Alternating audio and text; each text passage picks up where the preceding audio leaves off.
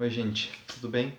Vou convidar aqui para falar um pouquinho a respeito de pais que tentam suprir a ausência que têm com os filhos a partir de presentes.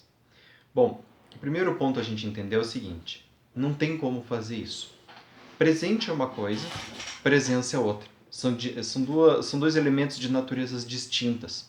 Então, qual que é o problema quando um pai tenta compensar o filho com um presente?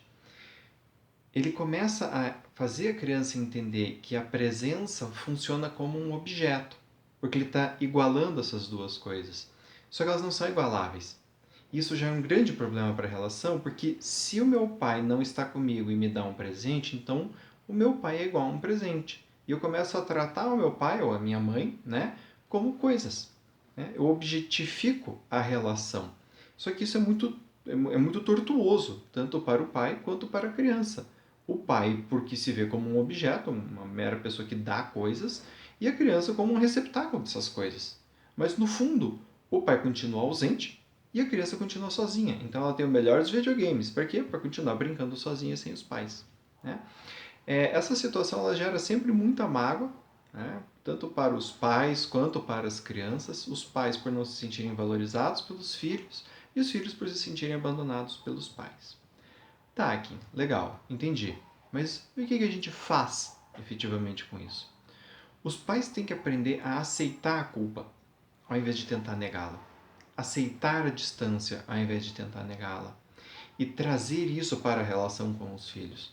Nenhum pai fica afastado do filho apenas porque quer. Né? Sempre existe um fator emocional, um fator psicológico, ou às vezes simplesmente um fator econômico, como é o caso envolvido. Aí é importante da pessoa trazer para o seu filho essa problemática. Né? Não no sentido de responsabilizar o filho, mas no sentido de dizer mesmo assim, olha, o pai está ausente não porque ele apenas quer, mas por esforço. Estou trabalhando em prol da família.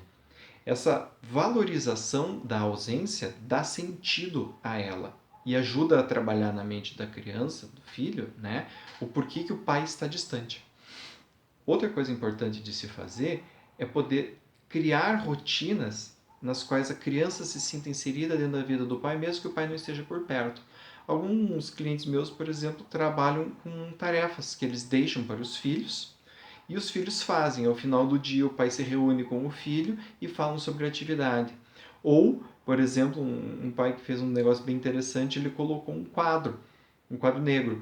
Então, nesse quadro negro, ele escrevia para o filho de manhã, antes de sair para o trabalho, ele escrevia: "Ei, filho, como é que foi o seu dia hoje?" E o filho, ao final quando voltava da escola, por exemplo, escrevia lá: "O meu dia foi muito bacana, papai, e o seu trabalho?" E eles trocavam mensagens a partir desse quadro negro.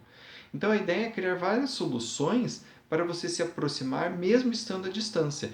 E não tentar negar essa distância, negar a culpa que muitas vezes ela traz, dando coisas de naturezas distintas como presentes, ou viagens, ou seja lá o que for. A presença do pai é importante. Mas o pai precisa saber o quanto que ele pode de fato estar com o filho e não se sentir culpado por isso. Tá? Afirmar o problema é sempre melhor do que negá-lo. Tá? Fica a dica aí para vocês de uma maneira geral e espero que o vídeo tenha sido de bom proveito para todos. Tchau, tchau.